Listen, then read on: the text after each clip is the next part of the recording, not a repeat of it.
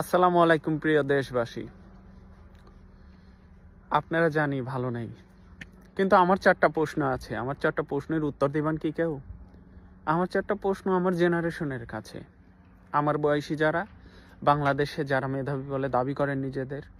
আমি আপনাদের মতো মেধাবী নই, তবে আমি ইয়াসা পাইলটের স্টুডেন্ট একজন, ইউরোপিয়ান এভিয়েশন লাইসেন্সের পাইলটের স্টুডেন্ট একজন। তো বাংলাদেশে খুব কম সংখ্যক স্টুডেন্টদের সৌভাগ্য হয় ইয়াসাতে পাইলট পড়াশোনার জন্য। তো হয়তো সারা ওয়ার্ল্ড মিলে হয়তো বর্তমানে 10 জন আছে কিনা, 10 জনও হবে না। তো ব্যাপারটা হলো যে আমার চারটা প্রশ্নের শুধু উত্তর দেন আপনারা। আমাদের যে কোঠা আন্দোলন ছিল না, নিরপেক্ষ আন্দোলন ছিল, সারা দেশের মানুষের আন্দোলন ছিল কোঠা আন্দোলন। তো কোঠা আন্দোলনটা ছিল কি জন্য?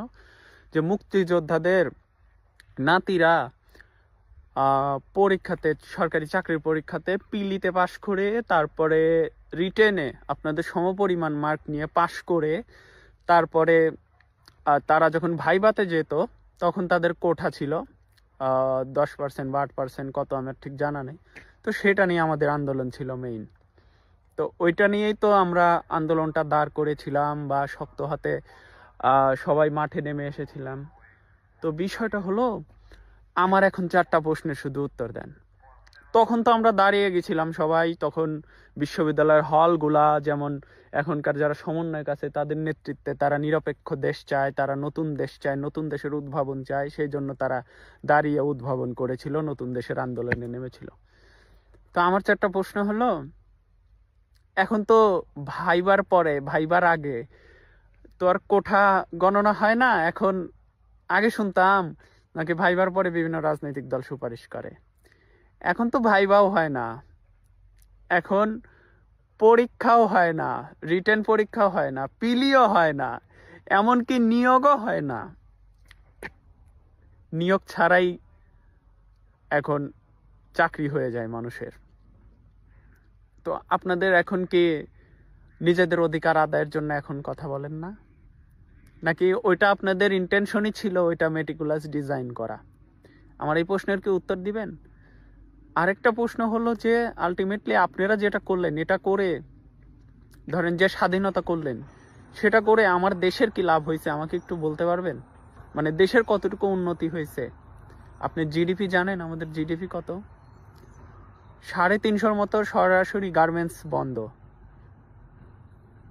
10 লাখের উপরে মানুষ যারা কর্মজীবী মানুষ, তারা আবার নতুন করে বেকার হয়েছে। এমনি আমার জেনারেশনে বেকার বাড়তেছে এত, তারপরে নতুন করে আবার বেকার হলো। এই গার্মেন্টস কর্মীগুলো এখন কি করবে? এরা সারা দেশে ছিনতাই করতেছে, ডাকাতি করতেছে, দেশে অরাজকতা তৈরি হইতেছে। এরা কি করবে? এই প্রশ্নের উত্তর দিবেন? এই প্রশ্নের উত্তর আপনাদের কাছে নাই। সারাদিন যদি আওয়ামী লীগ ফ্যাসিবাদী বলেন, তাহলে দেশের জন্য কবে ভাবলেন? আপনার কি দেশপ্রেমিক আলটিমেটলি বলেন তো? বঙ্গবন্ধুকে অসম্মান করে, মুক্তিযুদ্ধের মহানায়কদের অসম্মান করে আপনারা কাকে সম্মানিত করবেন এ দেশের মানুষের? যে জাতি নিজের সুপার হিরোদের সম্মান করতে জানে না, সে জাতি কোনোদিন আগাবে এটা আপনারা ধারণ করেন? আমার এই প্রশ্নের উত্তর দিয়েন তো। আমরা কি আসলে শক্তিশালী একটা জাতি তৈরি করতে পারছি? আমরা তো তরুণ প্রজন্ম, আমাদের উচিত ছিল এই দায়িত্ব আরো নেওয়া। আপনারা যে সুযোগ পাইছিলেন, আপনারা নতুন কিছু করে দেখাই দিতে পারতেন। আল্লাহর কসম আমি বলতেছি, আওয়ামী লীগের নাম কেউ উচ্চারণ করতো না আমার মনে হয়, যদি আপনারা দেখাই দিতেন। কিন্তু আপনারা এমন দেখালেন, আওয়ামী লীগের চেয়ে আরো 500 গুণ বেশি করে দেখালেন। এই প্রশ্নের উত্তর আপনাদের একদিন দিতে হবে। ভাই, মানুষ তৈরি করেন, যোগ্যতা তৈরি করেন, সবাই এদেশের মানুষ, সবাইকে নিয়ে বাঁচার তৈরি করেন, আগায় যাওয়ার চিন্তা করেন। নিজের সাময়িক মতাদর্শ প্রতিষ্ঠা করার জন্য আর ফ্লাও করার জন্য যা করতেছেন এখন, সেটা কিন্তু আওয়ামী লীগের থেকে কয়েক শত গুণ বেশি করতেছেন। এইটা কইরেন না ভাই, অনুরোধ থাকলো, এইটা কইরেন না, এখনো সময় আছে, বন্ধ করেন, দেশটার দিকে তাকান। এই যে এমপি মন্ত্রীদের যে বাড়িঘর ভাঙতেছেন, পুড়াইতেছেন, ফ্যাক্টরি জ্বালাই দিচ্ছেন, ভাই ফ্যাক্টরিটা তারা দুর্নীতি করছে, ক্রোক করে দেশে লাগান, গরিব মানুষের বিলায় দেন, কিন্তু পুড়াই দিচ্ছেন, তাতে লাভ হইতেছে কি ভাই? দেশের তো ক্ষতি হইতেছে, জ্বলে গেল, সম্পদ নষ্ট হয়ে গেল। ছিনতাই করতেছে কারা ভাই? এই চোর চুট্টা রাজনৈতিক, বিভিন্ন দলের রাজনৈতিক লোকগুলাই তো এই ছিনতাই ডাকাতি এগুলো করতেছে। তা আলটিমেটলি ভাই দেশের তো কোনো লাভ হইতেছে না। এদের পকেট ভারী হইতেছে। এগুলা বাদ দেন ভাই, প্লিজ দেশের দিকে তাকান না ভাই। দেশপ্রেমিক শুধু মুখে বললেন না দেশপ্রেমিক, যে আওয়ামী লীগ মানলে দেশপ্রেমিক, এটা দেশপ্রেমিক না ভাই। দেশপ্রেমিক যে দেশের জন্য ভাবে সে দেশপ্রেমিক ভাই। আমি দেশপ্রেমিক নাও হইতে পারি, কিন্তু ভাই একটু ভাইবেন, মন থেকে ভাইবেন, ঠিক আছে? মন থেকে ভাইবেন। পৃথিবীর অন্যান্য জেনারেশন জাতি কি চিন্তা করে, আপনারা আমরা কি চিন্তা করি, একটু তফাৎ কইরেন, দেখেন যে কয় শত বছর পিছায় আছেন।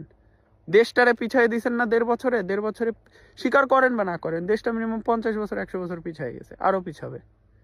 দেখেন, আপনি নিজে করে দেখেন, ঠিক আছে? চিন্তা করে দেখেন, নিরপেক্ষভাবে চিন্তা করে দেখেন।